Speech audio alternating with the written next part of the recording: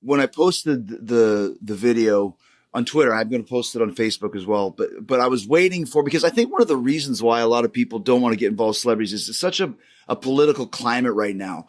If you make a stand, one side or the other half just deluge of just comments and thoughts. And this is not a political thing, a U.S. political thing, but I posted it and I was waiting to see, well, who's going to bury me for posting this? And nobody did. It was very much probably 100% positive or close to it. So that to me is like, this is not even a political thing at this point. We're talking about human rights and freedoms and war, which should not have any bearing on politics. And that's confuses me why more people aren't wanting to get involved. There should be certain things that transcend political differences, and we should be able to unify. I'd like to think that if we were invaded, we would not be split apart any longer, and we would be unified. You know, the old "my enemy's enemy is my friend," that we would join together in a common fight. And this is not on our shores yet, and hopefully it never will be, but it's certainly pushing up towards us. And, you know, if they get through Ukraine, then they're on the border of Poland, and there are NATO armies in there. And if they try to go over those borders, and again, look at the playbook. They controlled Poland for years. Mm-hmm. They controlled those countries. All those countries around there were controlled by the Soviet Union for years. And Putin's made it very clear that he wants the Soviet Union. He wants to put the band back together. He wants the original Soviet Union back together. He wants to be that superpower. And I do not believe he will stop.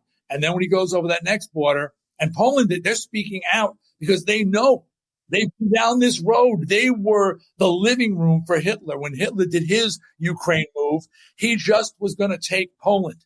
And the world sat back and let it happen. They said, oh, it's just Poland.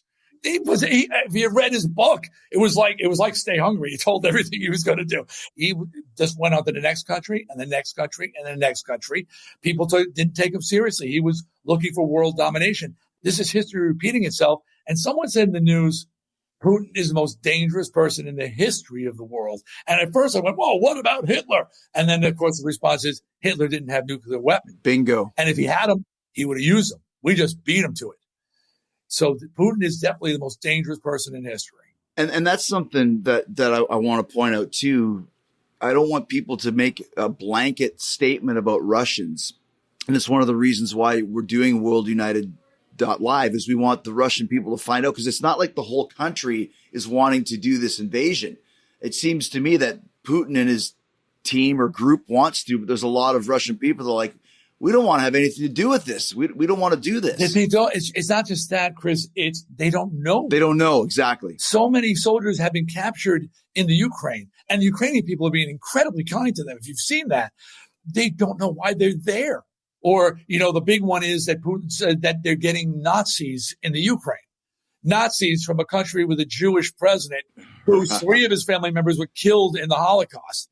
But they're getting the Nazis out of Ukraine. So they don't know they're being kept in the dark. Soldiers follow orders, move in, and that's what they're doing. So the idea is to inform them, because it's working, people, all these things we're doing that seem kind of cut off this and cut off that. And the oligarchs are applying pressure from the top because they're feeling it. No, oligarch is like a very rich person in Russia, right? Yeah. I don't know where they came up with that name, but I guess it's like a billionaire. Yeah. They are seizing their boats and seizing their properties, and they are applying pressure, and it's financially hurting these very wealthy guys. And they don't, they got billions and they don't want to give up a cent.